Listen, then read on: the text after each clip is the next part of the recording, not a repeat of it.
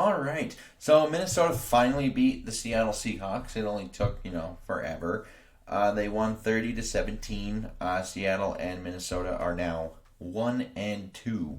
So Russell Wilson had a pretty good day. He completed 71.9% of his passes for 298 yards and 9.3 yards per attempt. One touchdown, didn't throw an interception. He was sacked twice and had a rating of 111.2. On the ground, Chris Carson led them at 12 carries, 80 yards, 6.7 yards per carry, and a 30-yard score. Now, they didn't have too many rushes that weren't him. Freddie Swain had one rush for 11 yards, Alex Collins 2 for 8, Russell 3 for 7.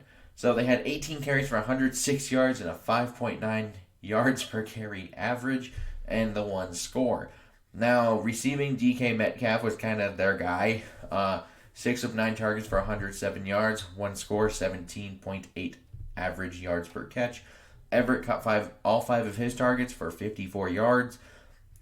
Travis Homer, 3 for 3, 48 yards. Disley caught his lone target for 39 yards. Tyler Lockett was only targeted 4 times and only had 31 yards. So they did pretty well containing him because him and those deep balls have been kind of going around lately. So that was good. They were 3 for 8 on third down, so 37.5%. They converted their one red zone trip. No turnovers in the game.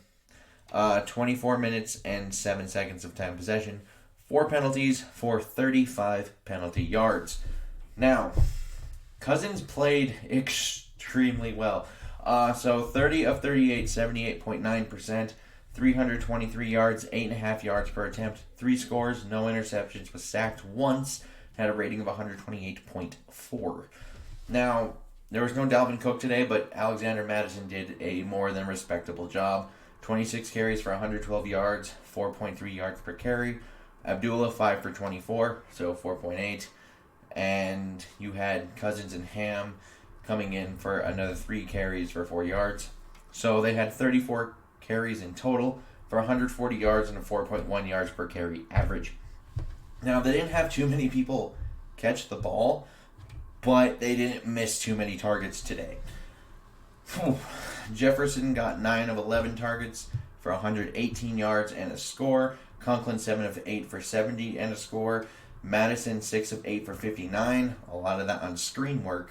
And Thielen 6 of 9 for 50 yards and a touchdown.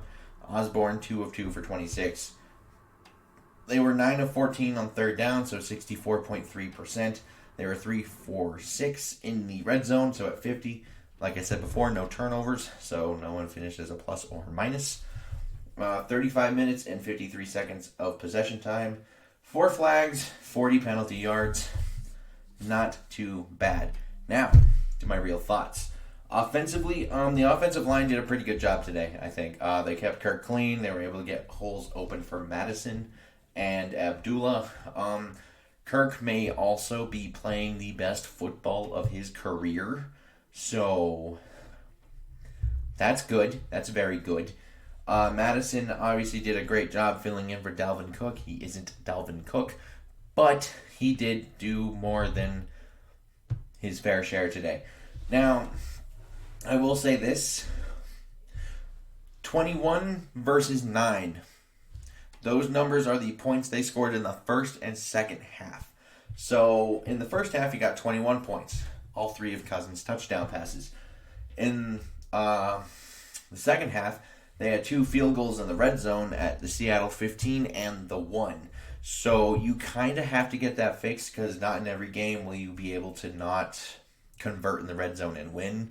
So being around 50% in the red zone isn't always a great thing. Third down was much better today. They came into this game ranked 31st at 30.8%. They were 9 of 14 today, so that's much better. And part of the reason is 5.5 average yards to go on third down today. 6 in the first half and 5.1 average in the second half. So, and I'm thinking, like, the offense as a whole, This thing is super well balanced because there's only 5 yards of difference in between both halves, like total yards, not necessarily passing or rushing, just total yards. 5 yards of difference, which is insane. So good job with Clint. Good day for the most part. It's only his third time calling games.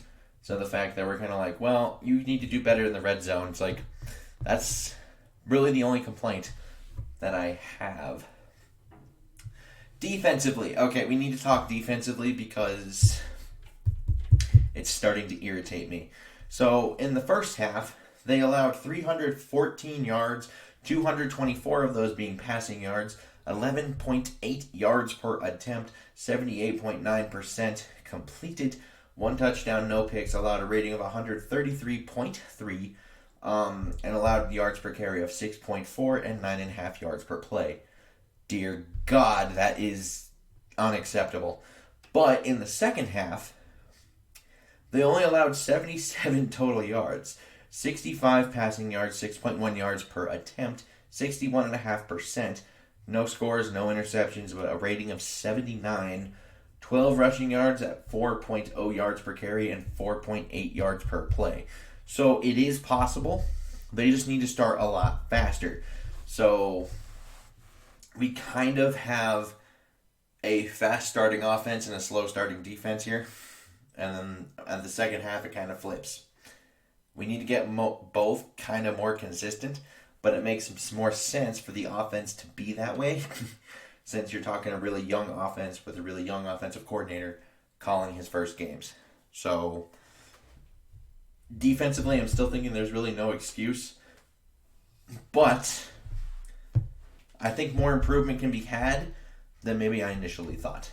Special teams, good job today. We're not really talking about you. That's good.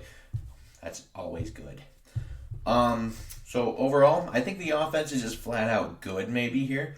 And defensively, it's just a tale of two halves. And it's been that way for the last 3 games. They allow 18.3 points in the first half and only 7.7 in the second half of games so far through their first 3 games. So it just needs to become more consistent. They need to start faster, primarily in the run game. So they currently allow 4.8 yards per carry and 119.3 yards per game after this Seahawks game. So when, or I guess if Anthony Barr ever comes back, that actually should help with the run game just because I don't think Nick Vigil is very good against the run. I know he's played pretty well in place of Barr, but I think that's mostly in coverage. In the run game, he doesn't flaunt the same expertise here. So I'm thinking you get Barr back. You could even potentially use him as like a pseudo edge rusher potentially. I know we've always talked about that, but probably not going to do it.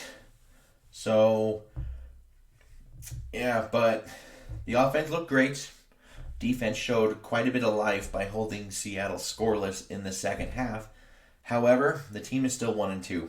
This is not necessarily a, we've arrived kind of moment. This is like, you still got a hole to build yourself out of. And next week, you have an opponent in Cleveland that is both familiar with you and kind of specializes in your weakness in just the running game because they can't really stop the run. And now you get to go up against Nick Chubb and Kareem Hunt and that offensive line they got. So it's going to be a fight, and they're kind of having an uphill battle, and if there was any week to get Barr back, this next week might be it. And I'd like to know your guys' thoughts and comments down below. Liking and subscribing, super helpful. And until next time, I bid you all adieu.